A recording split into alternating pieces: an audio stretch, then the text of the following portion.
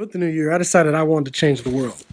But being a 20-year-old guy, that's easier said than done. Until I found out the office I work in at school was organizing a trip called Dorothy Day Immersions to New York City. So I had to go. So we got a group together, hopped into a big white van we called the Space Shuttle, and we started driving. And driving forever. Literally felt like forever. We stopped in Pennsylvania, and we still had like 4 more hours worth of Pennsylvania. Pennsylvania's ridiculously long. Kept driving and driving until we got to the Lincoln Tunnel. The Lincoln Tunnel's pretty awesome. There's a lot of cool documentaries, and then bam, we got to the city. New York is incredible, especially coming out of the Lincoln Tunnel to see it. We got to the place we were staying called Beni Casa, and it's a group of 5 people who, decided to live in community. Turns out the place used to be an old convent. With that means a bunch of nuns used to live there, so there's a bunch of tiny little rooms. How perfect for a bunch of college students coming to New York. Wasn't much, but it had everything you needed. Being a community, we decided to have dinner together for our first thing. The food was absolutely incredible. All vegetarian, too.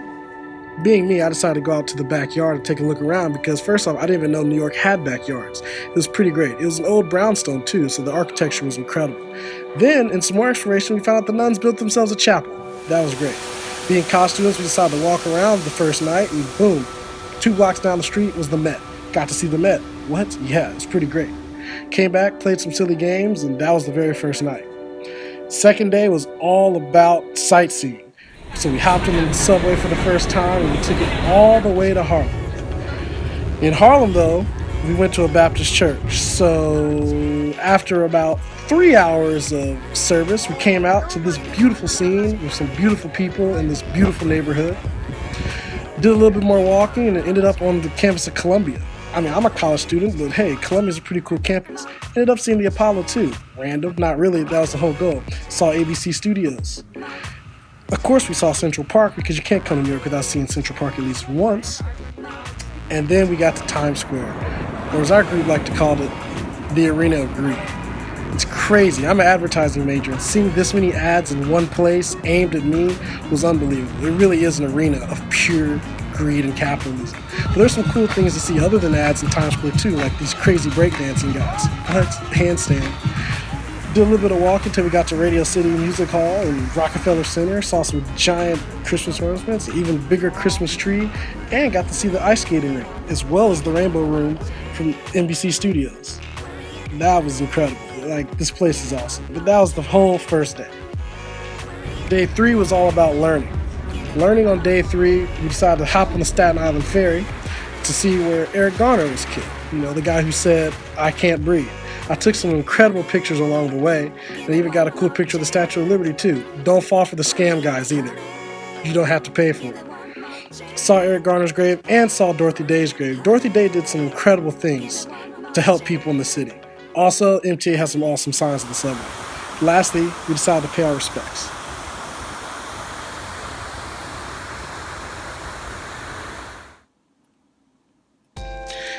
Next day, all about service. Dorothy Day started 2 Catholic worker houses in Manhattan, and the group split in half, 5 and 5, and we worked at both.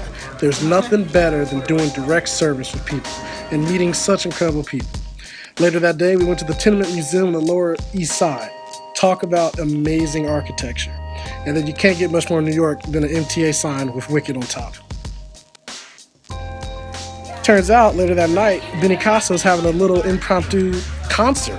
So as a group, we decided to help them cook and get everything together. And then 30 or 40 people showed up. And we had a concert in the front room of the house we were staying in. How often do you get to say you get to see live music where you sleep? We didn't have to leave, and it was an incredible New York night. Tons of fellowship, tons of great people to meet. And even our group decided to have an impromptu concert with ourselves after for 2 cool people.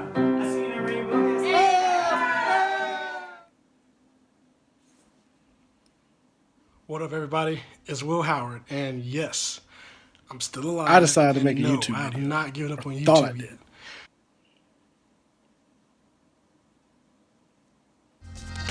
Next day, went back to Harlem to the Schomburg Center. The Schomburg Center is an incredible place and archive of African American history.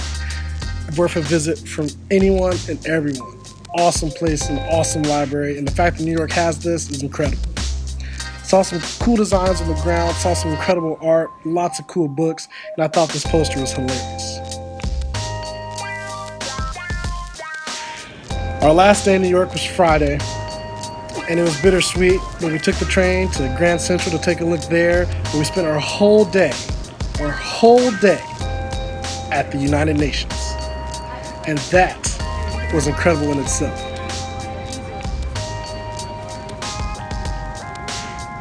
The UN is an amazing place, but you're not supposed to take videos inside.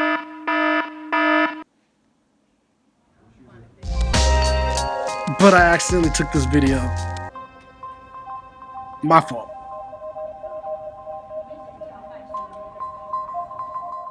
That's a picture of the whole group. That's a picture of me. And then that's a picture of the Ark of Return, which is apparently the permanent memorial to the victims of the transatlantic slave trade. And being African American, this was a super powerful moment, and I took that picture. Incredible, incredible memorial. On the way back from the UN on our last day, we even ran into an impromptu concert in the subway.